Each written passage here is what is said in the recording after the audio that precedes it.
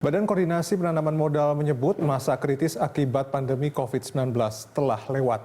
Ini terlihat dari realisasi investasi di kuartal 3 yang naik baik dibandingkan kuartal 2 maupun secara year on year. Setelah tumbuh minus di kuartal 2, realisasi investasi dilaporkan BKPM kembali meningkat di kuartal 3. Nilai investasi yang terrealisasi sepanjang periode Juli hingga September 2020 mencapai Rp209 triliun, naik 8,9% dibanding kuartal 2 dan meningkat 1,6% dibanding kuartal 3 tahun 2019. Penanaman modal dalam negeri yang di kuartal 2 turun 16% secara kuartalan berhasil rebound dan tumbuh 9,1% menjadi Rp102,9 triliun. Penanaman modal asing yang minus baik secara quarter to quarter maupun year on year di kuartal 2 berbalik arah dan berhasil tumbuh 8,7% dengan nilai Rp106,1 triliun. BKPM menyebut bahwa masa kritis investasi yang sempat terseret dampak pandemi COVID-19 sudah lewat, sehingga kinerja telah mulai membaik kembali.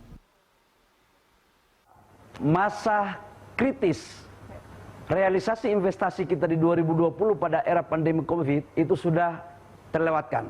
Kritis kita itu di kuartal ke-2, di mana realisasi investasi kita hanya Rp190 triliun.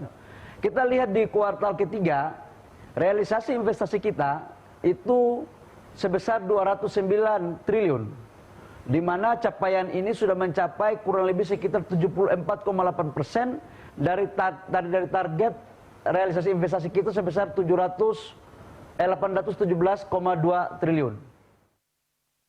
Jika dihitung sejak awal tahun hingga September, total realisasi investasi telah mencapai Rp611,6 triliun atau setara 74,8% dari target tahun 2020 yang sebesar Rp817,2 triliun. PMDN telah terrealisasi 66,1% dari target, sementara PMA yang secara year on year masih minus 5,1% justru telah berhasil direalisasikan sebesar 86,7%. Saya ingin mengatakan bahwa BKPM membuat target optimis itu bukan bim salah bim, tapi selalu disertai dengan analisa kajian data dan melihat peta kondisi yang ada. Jadi insya Allah kami tidak bermaksud untuk mengatakan bahwa overconfidence, tapi di akhir 2020 nanti insya Allah Rp817 triliun itu bisa tercapai.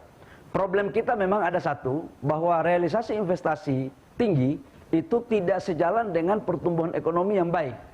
Setelah kita melihat, kita membedah di dalam, ternyata ICOR kita tinggi, ICOR kita 6,8, biaya ekonominya tinggi. Inilah salah satu yang harus kita lakukan ke depan agar bisa sejalan antara realisasi investasi dengan pertumbuhan ekonomi.